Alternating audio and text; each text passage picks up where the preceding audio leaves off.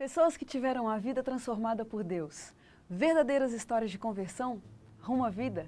É isso que você encontra aqui no programa 180 Graus, o Ponto da Virada, que começa agora.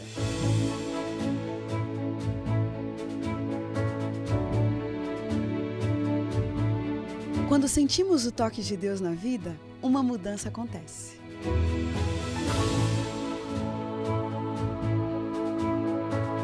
Surge à nossa frente possibilidades de felicidade plena. O toque de Deus restaura, renova, refaz.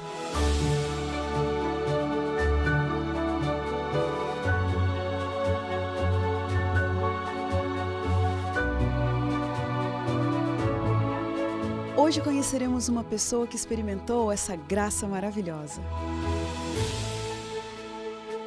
Ela vai nos contar sobre essa mudança de 180 graus que lhe trouxe paz.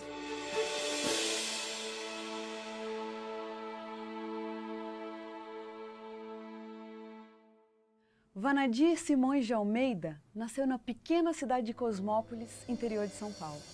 Naquele pequeno mundo com clima de inocência, em uma época em que o tempo parecia sem pressa, ele teve seus primeiros vislumbres da vida e de Deus. Amante de sua família e muito amado por ela, despediu-se para ir atrás do sonho de uma vida melhor na cidade grande, mas iria voltar e levar a família para junto de si. A partir dali, descobriu-se no auge de uma busca por significado na vida. Mas como resolver essas questões que o intrigavam tanto? Como será que essa pessoa tão talentosa, cheia de beleza e enraizada aos seus costumes e tradições, acabou passando por uma conversão de 180 graus? É isso que a gente fica sabendo agora, com o seu Vanadir, que está aqui com a gente. Muito obrigada por ter aceitado o nosso convite. Bom dia. Quer dizer, então, que o seu Vanadir é de Cosmópolis? Cosmópolis. Olha, seu Vanadir. Nasci em 1942. 42. Na cidade de Cosmópolis. Eu conheço a cidade de Cosmópolis hoje, que fica aqui pertinho do NASP. Uhum. E hoje ainda é uma cidade pequena, do interior. Imagina Cosmópolis naquela época, na década de 40, Era né? muito pequena. Sua infância foi marcada pelo que ali em Cosmópolis, seu Vanadir? A minha infância foi uma infância muito gostosa, muito tranquila. Apesar de ter perdido meu pai com 45 anos, eu tinha 9 anos de idade. Nós éramos em 6 irmãos, 5 homens e uma mulher. Mas foi uma vida feliz. Vivíamos com a minha avó, numa casa muito grande. Antes de eu fazer mais perguntas, que já estou muito interessada de saber dessa história, mas vamos falar um pouquinho, né, da cidade de Cosmópolis também. Que época foi aquela? Como era? Qual a diferença, né, quando você vê dessa cidade de hoje, a cidade daquele tempo? Uma cidade muito tranquila. Não havia violência, pessoal, muitos amigos, entendeu? Todo mundo conhecia todo mundo, entendeu? Era uma cidade ótima para se viver. Sua família morava toda por perto? Toda. Hoje meus tios, minhas tias moram ali, entendeu? Meus primos. Inclusive Agora, meu irmão também, o mais velho, mora em Cosmópolis. Agora, você acabou de comentar que seu pai faleceu muito cedo e sua mãe ficou com 6 filhos. 6 filhos. Qual era a idade desses filhos aí? De quanto a quantos anos? O mais velho tinha 12 anos. O segundo filho tinha 11 e eu tinha 9 anos. E depois nós tínhamos mais um irmão com 7 anos, a minha irmã com 5 anos, e um irmão que nasceu depois que meu pai faleceu, que a minha mãe estava grávida de 4 meses. Ele foi nascer depois de... Quer dizer... De 5 meses, uma situação né? difícil para vocês, né, Vanadir? Foi uma vida difícil. Então, em que sentido, assim, que foi difícil? Trabalhando na roça. Que roça que era que tinha em Cosmópolis? Nós plantávamos cana, arroz, feijão. Nós tínhamos gado também, cavalos e muita galinha, muitos animais, né? Depois que seu pai faleceu, vocês começaram a viver do quê? Continuamos na roça. Os filhos, vocês, seus irmãos que ficavam administrando? Todos. Aí o mais velho começou a trabalhar numa empresa de ônibus, que existia em Cosmópolis, né? O outro, meu irmão mais novo, passou a ser mecânico, aprendeu o ofício de mecânico. E eu trabalhava ainda na roça, eu ia para o sítio dos meus tios, entendeu? Meus tios deram muito apoio para a gente, né? Meus tios, minhas tias. A família dá um sustento nessa hora. Deu um suporte. E esse sonho de ir para a cidade grande, como é que aconteceu isso? Eu não esperava. Em 1958, uma tia que já morava em São Paulo veio me visitar e me convidou. Ela havia perdido um filho, que ele era músico, tocava com o Conjunto Mariozan, e foi fazer um show em Santos e morreu afogado. Puxa. E ela sentia muita falta de uma companhia e acabou me levando para lá. Olha. E daí passei a viver em São Paulo. Você foi para São Paulo com que objetivo? Trabalho. O objetivo era trabalhar. Melhorar de vida. Trabalhar, melhorar de vida, tirar meus irmãos da roça, entendeu? Daqui do interior. Não havia muita perspectiva de futuro, não, né? Sei. Agora, com relação à educação religiosa, né? Que tipo de princípios vocês receberam na infância? Bom, nós éramos católicos. Mas eu quando ia para a escola, estava na escola, eu passava a caminho da minha casa, passava na casa dos meus tios, que eles eram na época luteranos. E ele ouvia muito o programa da Voz da Profecia, do Roberto Rabelo, né? É mesmo? Ouvia onde? Pelo rádio. Pelo rádio? Pelo rádio. Que momento era esse? Eu fico imaginando, né? Uma época não tinha televisão? Não. Não tinha televisão? E aí tinha o rádio? Só e vocês rádio. marcavam o horário? Agora está na hora do programa. E ficava todo mundo assim em volta do rádio. A família toda assistia, ouvia o programa do Roberto Rabelo. E você ia também para assistir? Eu passava lá e assistia junto com eles. Então eu vinha para minha casa, depois uma grande novidade que eu achei curioso até, é que a minha avó, ela tinha um baú, e dentro desse baú havia muitos livros. E esses livros eram livros adventistas. E, provavelmente algum comportor deve ter passado por lá e meu pai comprou, minha avó comprou. Era o livro Conflito do Século e outros livros que eu não me lembro o nome. Só me recordo assim mais ou menos da capa, né? Que curioso livros isso. antigos. E ela lia muito aquilo lá. É mesmo? Lia direto, todos os dias. Puxa vida. Mas ela sempre foi católica. Nós não tínhamos contato com adventista naquela época. Vocês naquela época já tinham ouvido falar de adventista? Tinha algum amigo, algum parente adventista? Não, nunca havíamos falar de adventista. Puxa vida. Como que você, né, dentro desse contexto, passou a ouvir falar de adventista, né? Entrou em contato com os adventistas? Foi quando eu fui para São Paulo. Eu tinha uma família, a família da minha avó já vivia lá em São Paulo, da minha avó por parte da minha mãe, entendeu? E eles frequentavam a igreja, uma igreja evangélica, e surgiu a série de conferências dos adventistas lá, entendeu? E nós éramos uma família grande, nós éramos em 10 membros dessa igreja. Foi quando começamos a receber a visita dos obreiros adventistas e começamos a receber os estudos bíblicos. É mesmo? E aí passamos a frequentar a série de conferências. O que os amigos, né, dessa outra igreja, eles reagiram bem também a isso, a essa receptividade de vocês, aos estudos da Bíblia?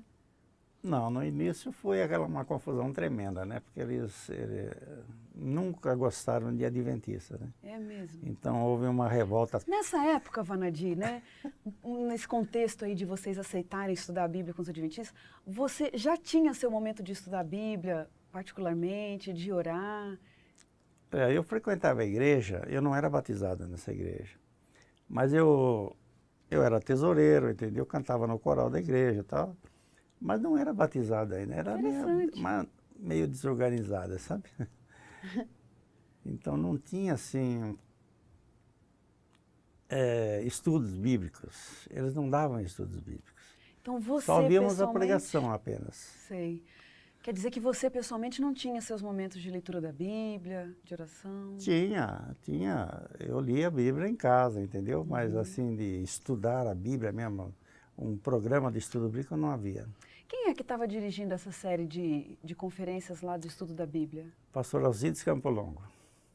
Você assistiu Na a série de época conferências? era o pastor Alcides Campo Longo, seus obreiros eram o pastor Abel Trivelato, Oswaldo Félix, Benedito Fontoura, Esther Prado e Vilma Valente. É mesmo? Olha, cabeça Era boa! uma equipe Você lembra do nome fantástica. de todos.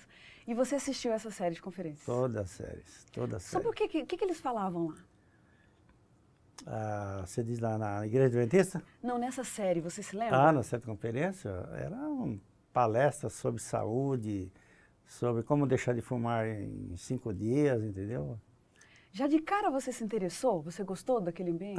Foi ótimo, foi É ótimo. mesmo? Porque ali que nós começamos a conhecer a Bíblia realmente. Mas, Até então a Vanadir, gente lia a Bíblia, mas não entendia.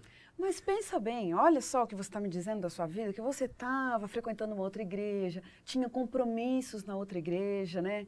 Você tinha namorada também nessa época? Tinha uma namorada nessa igreja. E essa namorada era Era também noivo, da mesma igreja? era noivo dela. Noivo, olha, rapaz. E ela Você tinha estava, acho que uma estava muito noiva. ansiosa para casar e eu não estava preparado para isso, né? Indo para São Paulo recentemente, ainda não estava bem estabilizado e tal. Não tinha condição de me casar. E Puxa. ela achou que não ia dar certo. Mas E- escuta, é esse o raciocínio que eu estou tendo. Então você tem esse monte de compromissos aqui num lugar e aceita um convite para estudar a Bíblia com um outro grupo, começa a frequentar a série de conferências, assiste a todas as palestras. Você, quando começou a se simpatizar ali, passava já pela sua cabeça a possibilidade de você ser membro daquela igreja, assumir um outro compromisso? Não. Eu acho que não.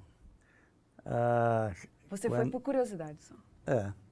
Fui mais por curiosidade, né? Uhum. Porque minha família, ela começou a ir aos poucos, entendeu? Tá. Foi a minha avó e minha tia. A minha mãe ainda permanecia lá. E você, num primeiro momento, só por curiosidade? Aí, quando começamos a receber os estudos bíblicos, que a gente começou a sentir firmeza, entendeu? Então, Vanadir, é aqui que a gente vai dar uma pausinha na nossa conversa. Daqui a pouquinho a gente continua. E a gente termina o nosso primeiro bloco agora, com algumas perguntas para serem respondidas daqui a pouco. E agora, o que de fato foi o ponto da virada na vida do Vanadir? É isso que a gente fica sabendo daqui a pouquinho, depois do intervalo.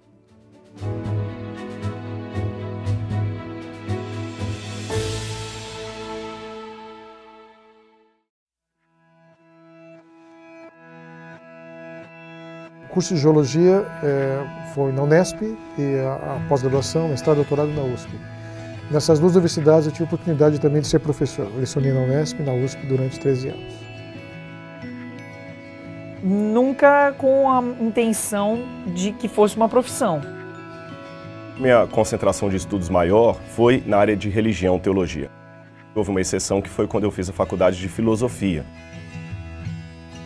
Eu fiz meu mestrado e doutorado em engenharia na área específica de geotecnia. Chegou um momento que eu finalmente me dei conta que eu não conseguiria viver sem aquilo. Eu levo a arqueologia como objeto sério de pesquisa, especialmente a arqueologia que conta a história bíblica, a história do Oriente Médio. O departamento de geotecnia, onde eu trabalhava, era o melhor da América Latina. Com 13 anos, por exemplo, eu cantei um oratório de Beethoven com regência do Eliezer de Carvalho. A última coisa que surgiu foi a professora. É fascinante. É como entrar numa máquina do tempo e voltar na história. Na ocasião me disseram, olha, não vale a pena você se envolver, esse tipo de rocha vem sendo estudado já há mais de 50 anos. Esse assunto se encontra suficientemente esgotado, não ligue para isso não. O conhecimento é ilimitado, o leque se abre e você vai encontrar horizontes novos aí para pesquisar. O tipo de música que é feito para você te faz cantar com mais liberdade e de um outro jeito, né? Eu desconsiderei esse conselho e realmente me envolvi no estudo dos basaltos e fiz descobertas inéditas. Na verdade, embora em termos de currículo Lattes eu esteja no 2º doutorado, se for contar a história a rigor, deveria ser o 3º doutorado. Aí o professor Vandir me convidou para dar aula de canto na Escola de Artes. Depois disso eu fui fazer pós em regência, fui fazer mestrado. Eu recebi o convite para vir ao UNASP, Alguns acharam uma loucura, né, sair da USP e vir para o UNASP, mas eu acho que foi a melhor coisa que eu fiz. Dar aula é uma coisa que sempre me deu muito prazer. Eu achava que depois que eu parasse de cantar eu ia dar aula, só que foi junto e está sendo ótimo. Mas talvez minha contribuição maior no UNASP foi ter implantado o curso de engenharia civil. Quando eu fui, então, pela primeira vez em Israel, em 1998, para trabalhar com escavação arqueológica, eu consegui a doação de mais uma caixa de artefatos arqueológicos. E hoje, pela graça de Deus, o Museu Paulo Bock já consta com mais de 2.000 peças, mais de 2.000 artefatos arqueológicos, 95% deles originais, verdadeiros, peças com mais de 3.000 anos de idade. Nós temos o único museu de arqueologia bíblica da América Latina. É muito bacana perceber que eu tenho a capacidade de influenciar pessoas novas que estão começando, não só com a minha experiência, mas com o meu canto. O professor que está aberto para as experiências em sala de aula, eu acho que ele aprende mais do que o aluno. Ele aprende e é extremamente prazeroso isso. Meu nome é Naor Neves de Souza Júnior. Eu sou Rodrigo Silva. Meu nome é Regina Mota. E eu sou o NASP. Mas eu sou o NASP. E eu sou o NASP.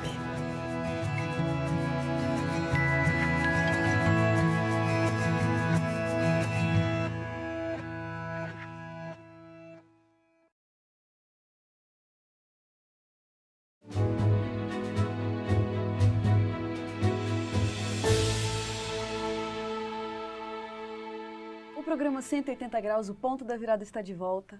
Quem está com a gente hoje é o Vanadi.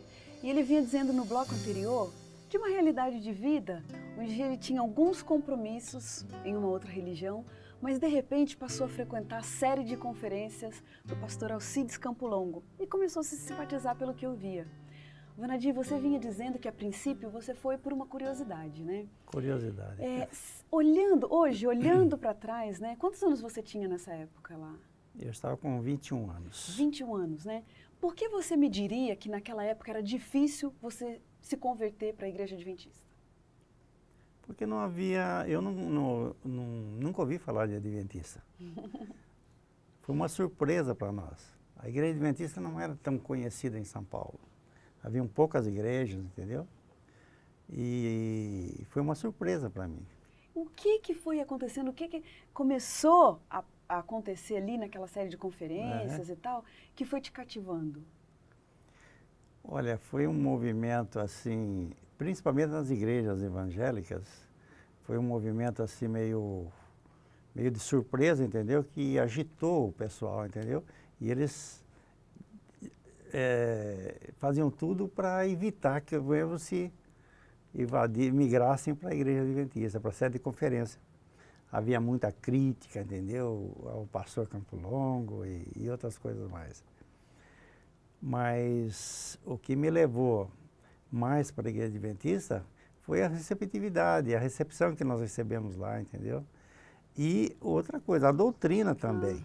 Quando nós começamos a receber a mensagem, que a gente começou a perceber que era mensagens da Bíblia realmente, né?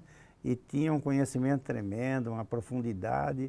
Aí começamos a aderir mais à Igreja Adventista. Essa junção, né, da simpatia do povo com o estudo da Palavra de Deus foi suficiente para te dar força para enfrentar todas as críticas que você ouvia por fora? Foi.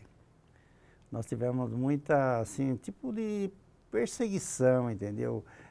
Críticas, deboche.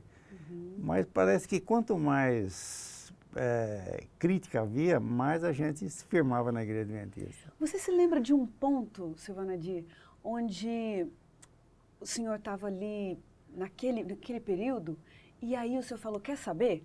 A partir de agora eu tomei minha decisão. Teve um ponto que foi um ponto decisivo? Teve.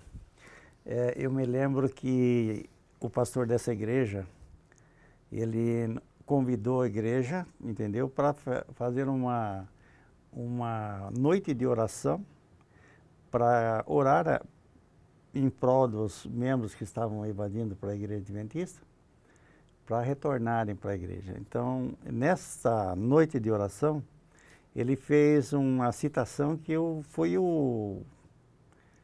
assim o ponto decisivo para mim tomar a minha decisão. Ele pediu para que Deus mandasse um câncer, olha só, mandasse um câncer para os adventistas, para os membros que estavam frequentando a igreja adventista, para eles retornarem à igreja dele. Puxa. Era um absurdo, eu nunca tinha visto isso na minha vida.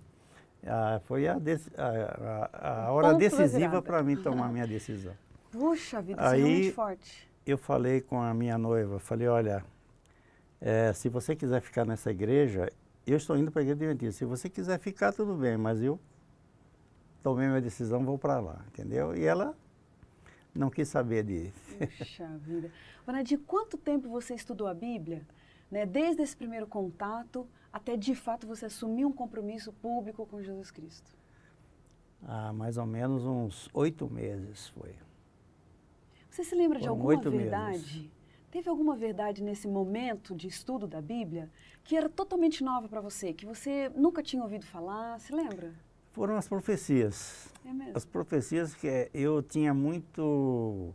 Eu gostava muito de ler naquela época, entendeu? Eu comecei a ler livros, o Conflito do Século, naquela época era 4 volumes. Eu pegava a minha bicicleta de manhã, ia para uma mata que tinha ao lado ali da minha casa e ficava ali desde manhã até a noite. Enquanto eu não terminava o volume, eu não parava. mesmo? Então, eu me aprofundei muito nas profecias, nos cursos das lições da Voz da Profecia, entendeu? Do curso Rádio Postal, né? Havia diversos cursos, curso avançado e cursos sobre profecias. E eu conhecia todos. Puxa, E eu mas que passei a coisa. cuidar desse departamento na igreja, mesmo sem ser batizado, É né? mesmo? Eu que fazia a distribuição, encomendava as lições que faltavam, entendeu? E tinha muitos obreiros que trabalhavam, levavam as lições, ele trazia, eu corrigia e tal. E Mesmo assim sem foi me ser batizado. envolvendo, foi me envolvendo. Olha só. Entendeu? Você acha que, além desse aprofundamento, né, das leituras que você teve, É. esse envolvimento com a igreja também, né, de já assumir compromisso, isso também te ajudou a fortalecer? Muito, muito. Eu tive amigos na igreja que me ajudaram muito, que era o pastor João Lotz, que já era uma família adventista que frequentava um grupinho antes das conferências, né? Depois veio o pastor, que não era pastor ainda, era o Pedro Machado, pastor Pedro Machado. Outro pastor que era o Júlio de Moraes, e era terceironista. Aí nós formamos um quarteto. Ah, Um quarteto que era o pastor Júlio de Moraes, José Garcia, eu e o Ademar Penteado, que futuramente foi para a Voz da Profecia. virou cantor? Primeiro tenor Olha da Voz da só. Profecia. Que Então legal. foi aí, nós ficamos nesse quarteto mais ou menos uns 6 anos, mais ou menos. Aí Puxa, faleceu o baixo do nosso quarteto, entendeu? Morreu afogado. E houve assim, nós não achávamos mais um baixo para colocar, entendeu? Foi desanimando e tal, aí o Ademar Penteado também foi embora. seu Vanadi, deixa eu te fazer Pode uma pergunta. perguntar. Qual foi a reação da sua família quando sua família ficou sabendo, né, que você estava decidido a se batizar? Qual foi a reação da sua família? Minha família, nós batizamos todos juntos. É mesmo? Nós Olha batizamos só. em 10 Que membros da isso? família. Poxa entendeu? vida, que legal. Então não houve reação nenhuma, foi concordância total. Que beleza. Mais uma vez a sua família te fortalecendo, a família Exatamente. sustentando. Que beleza essa Exatamente. família. Agora, seu Vanadir, um tempo já se passou, um tempinho, né, seu É. Vanadir? Um tempinho já se passou, desde que essa mudança de 180 graus aconteceu na sua vida. E eu gostaria de saber o seguinte, o que significa caminhada com Cristo? É o seguinte, me batizei e agora vivemos felizes para sempre? Não. A vida tem os seus altos e baixos, né? E às vezes a gente está no auge e tal, outra hora está lá embaixo e tal. Então, por Mas- quê? Por que manter essa decisão de seguir a Cristo? Porque se a gente vai ter altos e baixos, assim como uma pessoa que não tem compromisso com Cristo tem altos e baixos. Mas isso aí tanto faz para o cristão como não cristão, todos têm esses altos e baixos, né? Mas estar com Cristo é muito melhor. A gente se sente mais seguro, mais firme, tem mais... Passar pelos altos e pelos baixos da vida com Cristo, então... Nossa, é muito melhor. É muito melhor. Seu Vanadir, hoje, o que o senhor faz? Como o senhor mantém a sua comunhão com Deus? Bem, eu todos os dias eu tenho orado, tenho buscado na Bíblia o meu conforto, né? A leitura. Todos os dias? Não sou aquele leitor tão dedicado como eu era quando jovem, entendeu? Que eu tinha muita sede de conhecer. Hoje a gente já tem conhecimento de doutrina e tal, mas a leitura faz bem, a leitura diária, né? Mas a leitura da Bíblia e a oração te acompanham sempre? A oração é todo dia. Legal. Não é de manhã e à noite, graças a Deus. Seu Vanadir, a gente tem umas perguntinhas rápidas aqui no nosso programa, um ping-pong. Eu vou falar uma palavra e você me diz o que vem à sua mente. Tudo bem? O que vem à sua mente quando você pensa na palavra vida? A vida, falando da minha vida, eu acho fantástica. Beleza. O que vem à sua mente com a palavra beleza? A minha filha. É verdade. Sucesso. Sucesso é estar com Cristo, entendeu? Perdão. Perdão é um coração receptivo. Pecado. Pecado é tristeza. Um privilégio. Privilégio, conhecer a Cristo. Um medo. Medo é perder a salvação. Um pedido. Pedido, que Deus possa nos abençoar ricamente, entendeu? E continuar nos abençoando. Uma grande verdade. A grande verdade, a Bíblia. Uma grande mentira. A grande mentira é Satanás, né? Casamento. Casamento? Bom, casamento para mim são 44 anos, né, de casar. É uma vida, né? É uma vida. Morte. Morte. Não tenho medo da morte. Envelhecer. Envelhecer é ganhar experiência. Justiça. Justiça é ser amável com as pessoas, ponderado, entendeu? Não discriminar. Um versículo da Bíblia que te acompanha. Um versículo da Bíblia. Porque Deus amou o mundo de tal maneira que deu seu Filho unigênito, para que todo aquele nele crê não pereça, mas tenha a vida eterna. Exatamente. É um dos meus preferidos também. Tá bom, seu Vanadir. Muito obrigado porque você veio aqui embelezar o nosso programa, trazer essa experiência tão rica. Que Deus continue te abençoando, abençoando a sua esposa, a sua filha, a sua família toda. Obrigado. Muito obrigada. E a gente termina o programa 180 Graus, o Ponto da Virada, feliz por ouvir essa história tão linda. E como diz o texto bíblico, era preciso que nos regozijássemos e nos alegrássemos, porque esse teu irmão estava morto e reviveu, estava perdido e foi achado. Um grande abraço para você, que Deus te abençoe e até o próximo programa.